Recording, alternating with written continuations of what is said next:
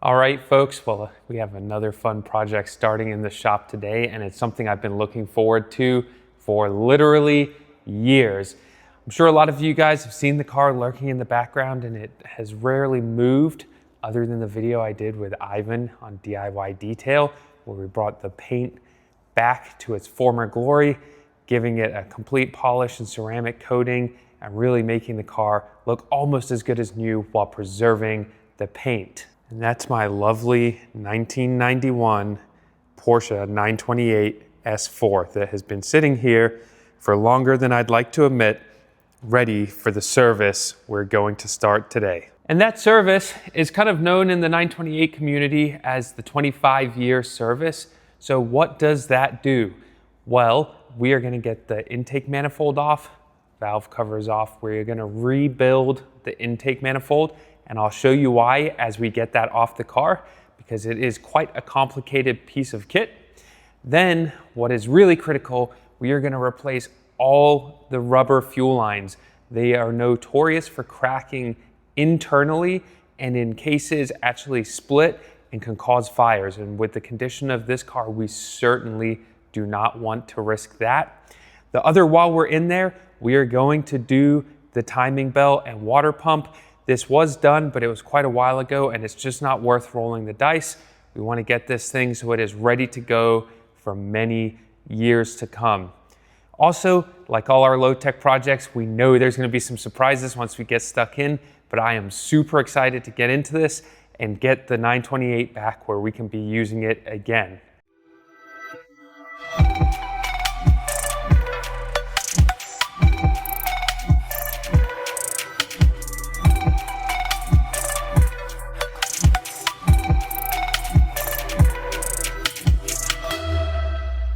And here's a glimpse of somewhat of the redheaded stepchild of the Porsche community, although it's exactly why I love it.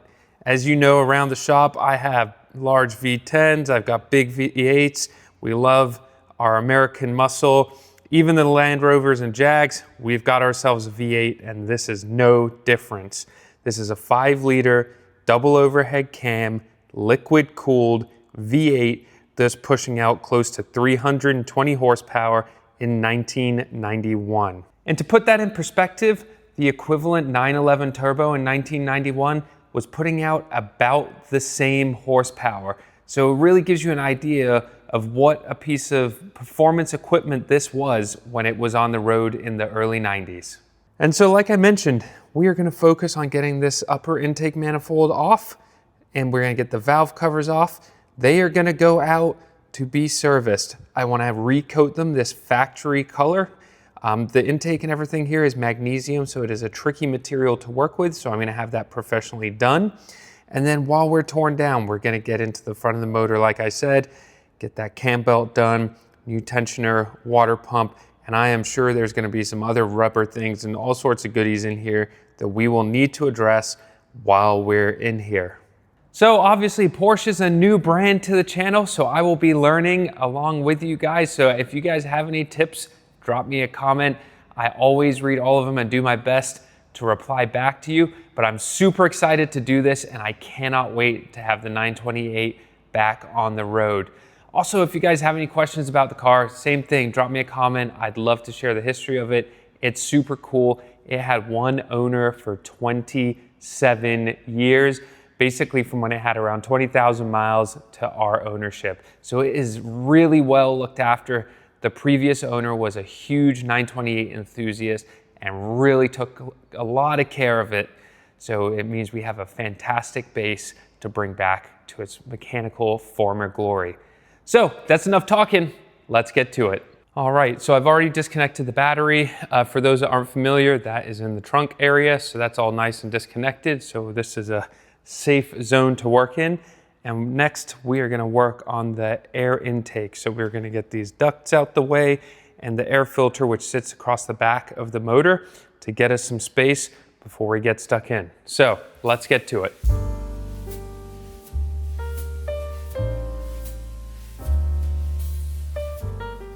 All right, with the air box all removed, we already have quite a bit more space. Next up, we are going to work right here, get this strut bar out the way.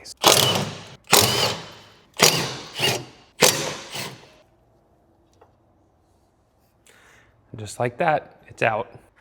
Okay, next up, I'm gonna work on removing these covers. This one looks like it might be a little more tricky because it has the throttle linkage, so we'll kind of address that second, but let's get those off. There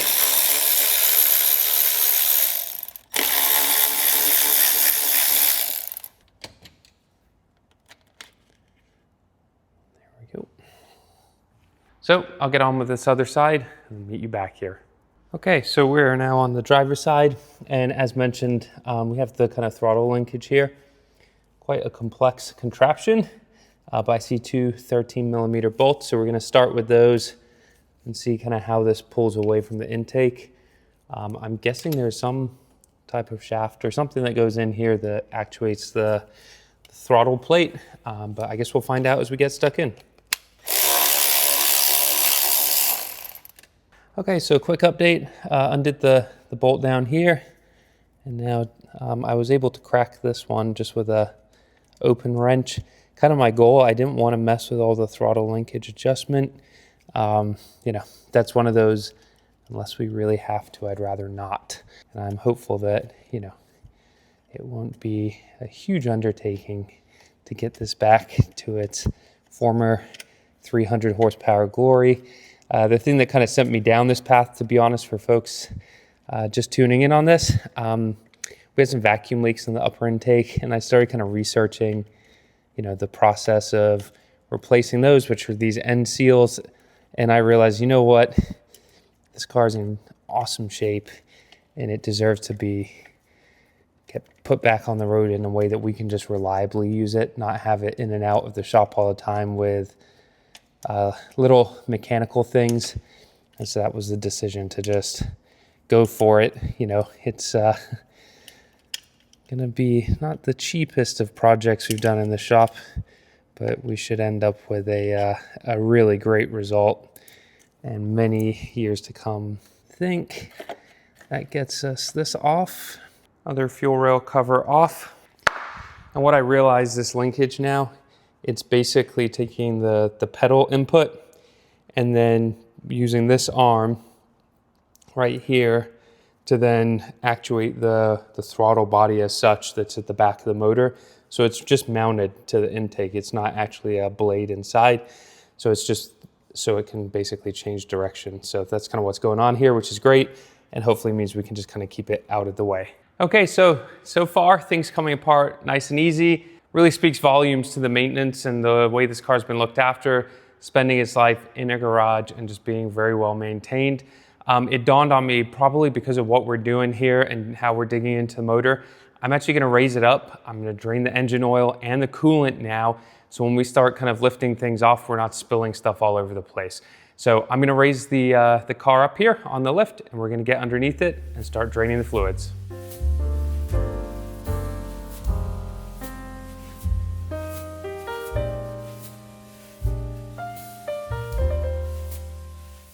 So here she is up on the ramp. Let's take a look underside. I can already tell you guys, it's already had some oil leaks since I got it, so we'll definitely be addressing those as well, but let's take a look under here. So you can see the oil, it was all over here too. I just kind of wiped it down to see. It kind of looked like some of this was coming from the drain plug, but definitely not all of it. But I think some is getting on the pan here and then just blowing back. And then I'll show you the other areas I've seen as well. So here we are, this is the passenger side. This is kind of the crank pulley off to the right. And as you can see up here, there is oil kind of coming from up here and running down. So we definitely need to address that.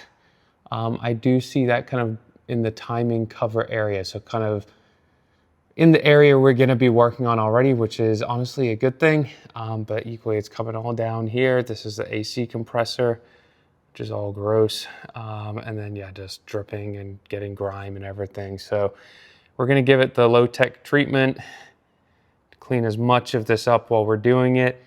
The other thing, which is kind of common on these, there's supposed to be an under tray, but it seems that most of them are missing these days. You can get a reproduction one, so I do plan on putting that on there. hopefully just keep some of the dirt and grime off, and yeah, just get it back to factory fresh. So with that, I think it's time to get the oil out of this thing. It's a long way down, but we're getting all of it. All right, next up, we're gonna crack the fuel lines, get the fuel drained out of the fuel rails, and then we're gonna kind of start the process of disassembling this enough so we can get these fuel rails out of here. This has not run in a while, so I'm hoping we don't have crazy fuel pressure in here. So I'm just gonna use a rag, and then I've got this wrench. And we're just gonna start by cracking the line and let the fuel come out if there's any in there. I'm sure there's some sitting in the rails, but I can do this. While that's going, let me get a rag and we'll do the other side too.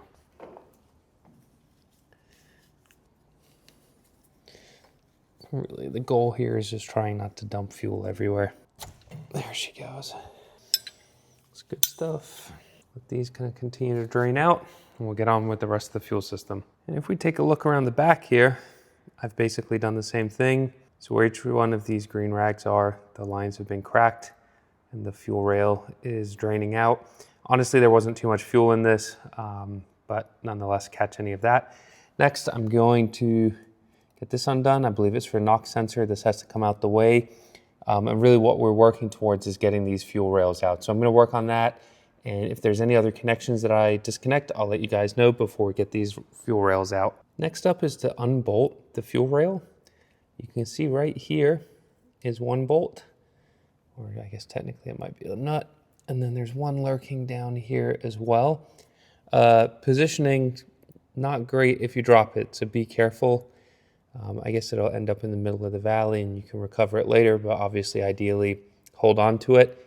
I'm gonna bring my little magnet on a stick with the hopes that I can just grab this as soon as it comes loose. So let's get to it. Okay, so I got these like 99% of the way, and my idea is with this magnet, just to hopefully undo it the last couple turns. There we go.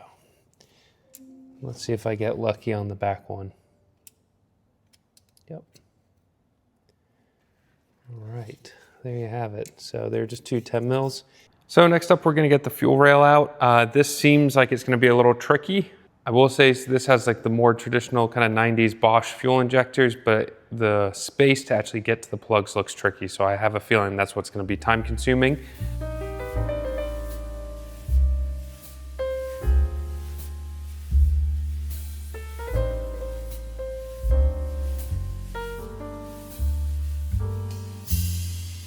All right, well, it was a little challenging, but no more fuel rails, no more injectors. Yeah, I found that removing the injector clips from the rail, prying that up and out, gave me really good access to the injectors and allowed me to get them all unplugged without damaging the connectors. And I do not have the special tool for that. So I'll take you over to the parts so you can kind of see what we're working with. And here they are. So we have fuel rail and yeah, just our array of injectors. Yeah, mine look kind of rusty and stuff, so I know there's a little upgrade you can do to the injectors on these, so maybe I'll consider doing that as we go through the project, but more to come on that later. And as for the clips, this is what I'm talking about. There's one of these on each injector, just keeping it attached to the fuel rail, and you're able to just slide a little screwdriver in here and pop it off. So I did that, and I was able to remove the rail. So it doesn't look like much progress, but you can actually see the hardware for the intake manifold now, so I think we're getting there. All right, so continuing on our 928 journey, we are getting really close to unbolting the intake manifold. There will be a few little things underneath we have to address, but we are going to work towards undoing the main bolts that hold it to the motor. So let me take you over to the engine, kind of show you what we're gonna work on undoing next. All right, and what we're gonna be working on is getting this hardware off right here. So we have it here, and as we follow the intake up, we can see a row of these bolts going down the side of the motor. And equally, although maybe a little harder to see, here's one right here. We have the same row going up here. So we're gonna get that undone and bagged. We're gonna undo this little hose over the valve cover right here, and we will be getting pretty close to getting this intake manifold up And then there's a few other things under here, I believe, that we need to disconnect before we can get it off of the car.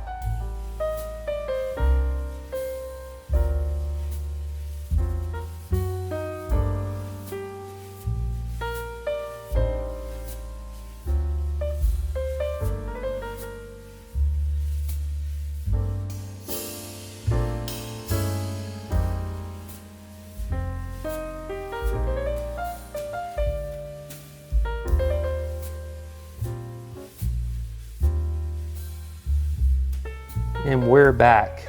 So we can see here now, hardware is off. As we kind of come down, you can see here and at the back, this is all removed. I undid the PCV hoses off the valve cover. So I think on this side, we're pretty good. And when we come over to the driver's side, I've kind of brought this throttle linkage back over for now.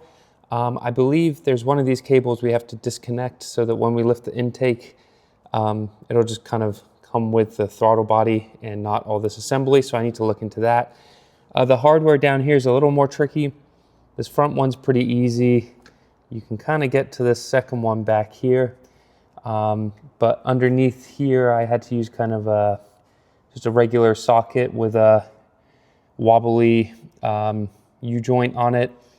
And then here with the fuel little regulator thing back here, I was able to basically just about squeeze my 13 mil socket on there with a little bit of persuasion. This was sitting a little over it, but I think we're okay.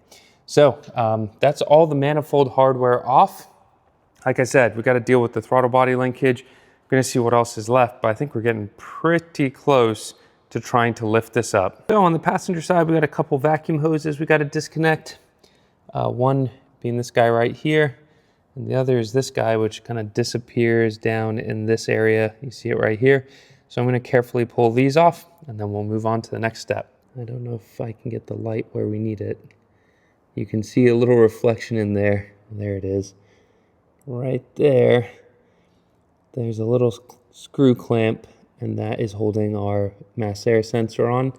So we're going to get that undone, and then we can pull that out of the way. All right, well, there's been a lot of little connections lurking here and there, but I'm finally set to lift the intake manifold.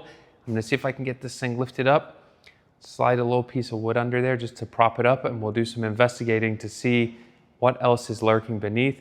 Really, with the design of this intake, we have basically the throttle body kind of underneath. And so I think there's a few little connections that I need to disconnect still.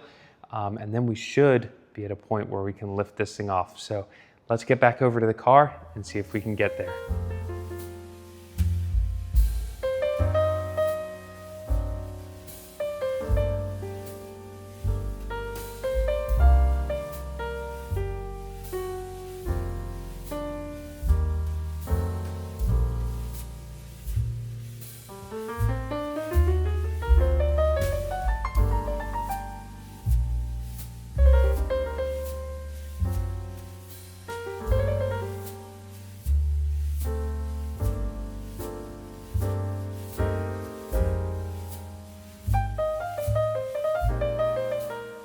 All right, guys, well, we're jumping in here. I wanted to kind of show you what I just did. It is based on kind of the guide I've been following. It's a little non-traditional, but there's one connector, this guy right here. It is buried, as you can see. This is your kind of intake throttle body plenum, and it goes up under the intake manifold. Without a specialist tool, trying to get this off is next to impossible. What I realized is I had freed the upper intake manifold up enough where I could actually get to the hardware on this, on each corner. So I undid that, let it separate from the manifold, and then I had great access so I could get this plug without risking breaking it. So thought I'd share that. I'm gonna lift this out of the way now, and then we can take a look in the valley of the motor, kind of what we're working with. And here we have it. So it looks like kind of a mess. Looks like we had a little bit of a oil leak down in here. Nothing too crazy though. Definitely can just clean all this up. But yeah, intake removed. And yeah, we're kind of soldiering right along here, which is super awesome. Yeah, next up for me we're gonna start working on these valve covers. I'm sending those out to be recoated as well, which I think that's gonna be opening a whole nother can of worms because we gotta get all the ignition leads off. We obviously have still some stuff going over the valve cover. We've got this guy here, which looks like some probably emissions related thing that's gonna have to get out the way. So I've got my hands full still.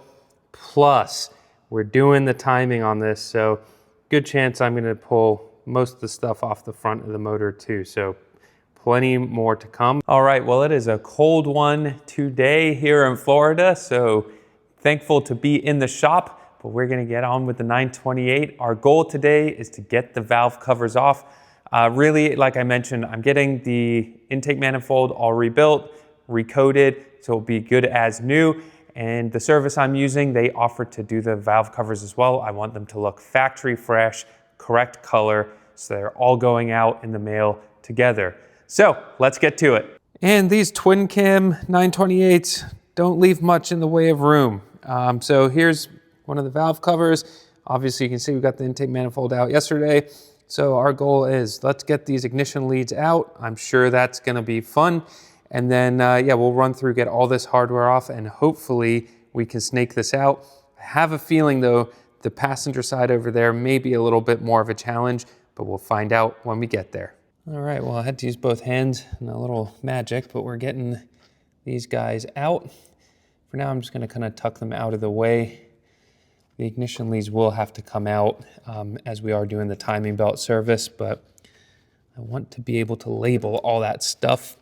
And so we'll take our time as we do that. But this should, ideally, hopefully, give us some room now. We're gonna whiz around, take all this hardware off, and I'm hopeful we can snake this out.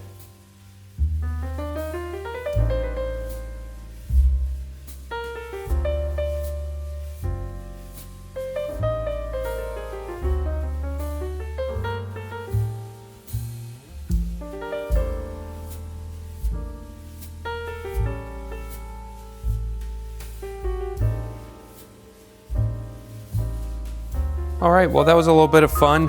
I found one bolt at the back where it seems like someone had been in there before and the bolt was damaged, so that was a little fiddly. And then there's one tucked down here that's really hard to get to because there's a hard line in the way. I just resorted to the old-fashioned method of an Allen wrench and a little cheater handle on it, and that got it undone. It was a little slow going, but it did the trick. So now we gotta see if we can actually get this thing off. Oh, and I found one lurking in the back. Way down in here. So we're gonna get that and then we'll keep trying. Well, it was really in there, but we got it. This was the little one lurking in the bottom back corner under the brake booster. So it's out. I had to do it all with the little Allen wrench, so it took a while. Well, it's free. I have a suspicion this engine lift hook here is kind of holding us up. All right, well, that was a little bit of fun, but we got the valve cover off, loosening the lift mount for the motor. Did the trick. There was a 13mm bolt that I just had to basically loosen, and then you had enough room to get the valve cover out. So let me show you what we're working with. And here it is. And I have to say, I'm thoroughly impressed with how clean the inside of the cylinder head is. That just really shows that, you know, the maintenance was really kept up on this, and with yeah, frequent oil changes and good quality oil. So this is super exciting to see. I'm gonna cover this with a plastic bag so nothing foreign falls in here. And then, yeah, once everything comes back from being coated, we can get this cover back up. But just wanted to share kind of how this looks with the valve cover off. And like I said, it was just the engine lift mount right here. I just used a ring spanner on it and I was able to kind of crack that and get it loose, and then the valve cover came right off. And just a quick snapshot of the valve cover off of the car. Obviously a little bit dirty just from like road grime and stuff, and you can kind of see the coating starting to lift here as well. You know, this is kind of common across all of this stuff and why I wanted to get it done. And you find me here on the fun side. So you can kind of see we got a little bit more of a cramped space. I got this doodad in the way, which honestly, looking at the condition of this hose, I'll probably replace it while we're doing all this. Then we have this hard line here that I did loosen while we were doing the intakes, but that's gonna have to get moved out the way. These guys are technically out the way already. They just need moving. So yeah, gotta start by getting the ignition leads out and then repeat the same process over here, but I'm sure it'll come with its own challenges.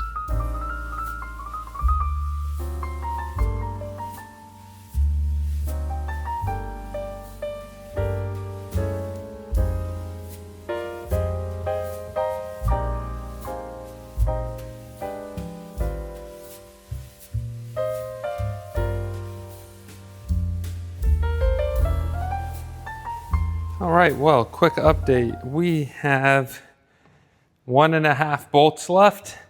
What we're running into, which I think I pointed out earlier, this contraption, as much as I've unbolted it, is definitely going to be in the way when we try and get the cover off.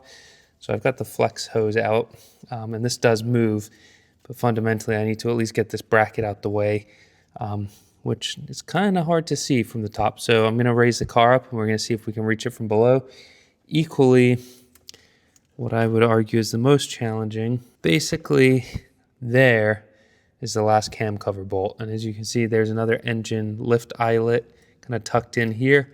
So I'm gonna see if I can get that undone and out of the way to get us a little more space.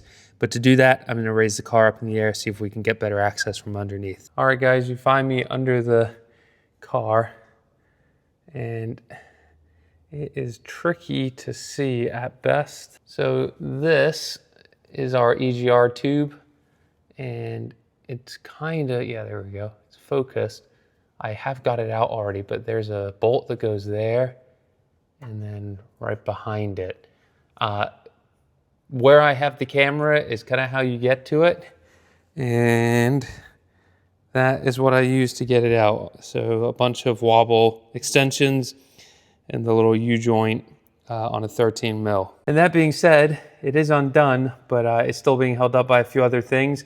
So I'm gonna get those undone just to try and get as much movement as possible so we can snake this valve cover out. But yeah, it's got me contemplating if I want all this emission stuff on it long term.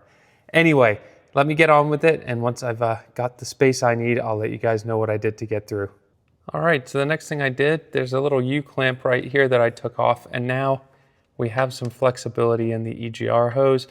That should give me enough that I can get the valve cover out. All right, guys, well, it took way longer than I expected to get there, just a couple bolts holding everything up. I did find that actually getting the other engine lift eye out, I had to do from underneath the car. I had to kind of reach from where we were doing the EGR bolts all the way to the front of the engine, and then I could just get a 13 millimeter wrench on the one bolt that holds that eye on. And once I got that cracked, I could get it out the way, and then things started moving along again. So the valve cover's still on. I'll set the camera up and let's see if we can get this thing lifted off. All right, let's go for it.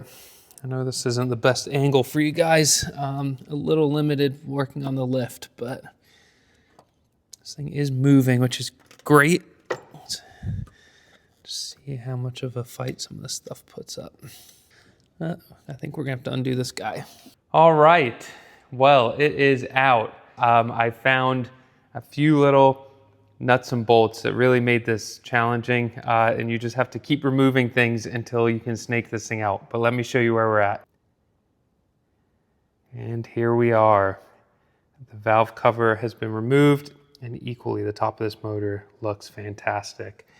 So one of the pain points for those doing this at home, this loom, the wiring harness, there's a little bracket that mounts it to the back of the cylinder head.